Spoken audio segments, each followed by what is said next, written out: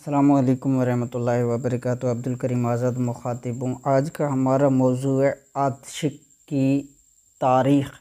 مرض آتشک کی ابتدا کے متعلق اہل یورپ اور اہل ایشیا میں بہت کچھ اختلاف ہے، چنانچہ اہل یورپ تو اس مرض کی ابتدا چین، ہندوستان، ممالک ایشیا سے بتاتے ہیں، اور اہل ایشیا خصوصاً ایرانی و ہندوستانی نیز اہل مصر اس مرض کو فرنگستان سے منسوب کرتے ہیں، جیسا کہ مذکورہ بالا ناموں سے ظاہر ہے، لیکن در حقیقت یہ بیماری نئی دنیا یعنی امریکہ سے نئی دنیا یعنی یورپ و ایشیا میں پہنچی۔ چنانچہ اکثر محققین اس بات پر متفق ہیں کہ 1493 سے قبل یورپ میں یہ مرض معلوم نہ تھا، بلکہ در حقیقت امریکہ کے دریافت ہونے کے بعد کولمبس کے ملاحوں کے ذریعے یہ مرض ممالک یورپ میں پھیلا، اور وہاں سے یہ مصر میں اور پھر ایشیا کے بعض ممالک مثلاً ایران، ترکستان اور ہندوستان وغیرہ میں پھیلا۔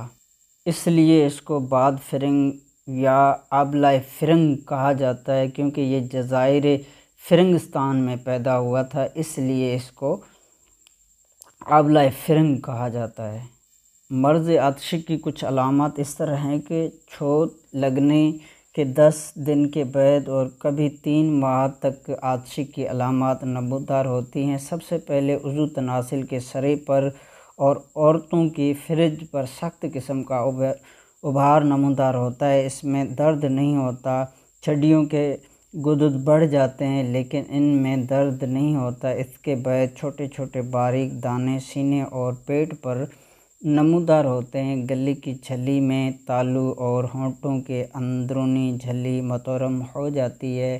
ٹانگوں میں درد، جوڑوں میں درد ہوتا ہے۔ آخری درجے میں جسم میں گٹھلیاں پیدا ہو جاتی ہیں۔ یہ گٹھلیاں منہ، حلق، جگر، تلی، دماغ میں پیدا ہوتی ہیں، جو بعد پک کر پھوٹ جاتی ہیں اور زخم بن جاتے ہیں، رفتہ رفتہ ہڈیاں تک گلنے لگتی ہیں۔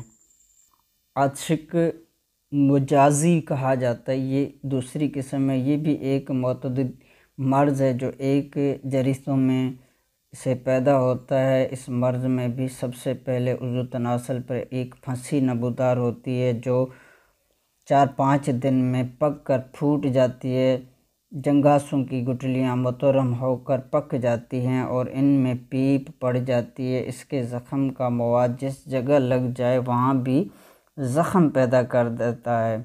زیادہ تر اس کا اثر مقامی رہتا ہے، خون میں اس کا زہر سریت نہیں کرتا۔ البتہ حقیقی آتشک میں اور مجازی آتشک میں فرق ضرور محسوس رکھنا چاہیے۔ حقیقی آتشک میں جو پھنسی نمودار ہوتی ہے اس میں درد نہیں ہوتا، وہ سخت ہوتی ہے۔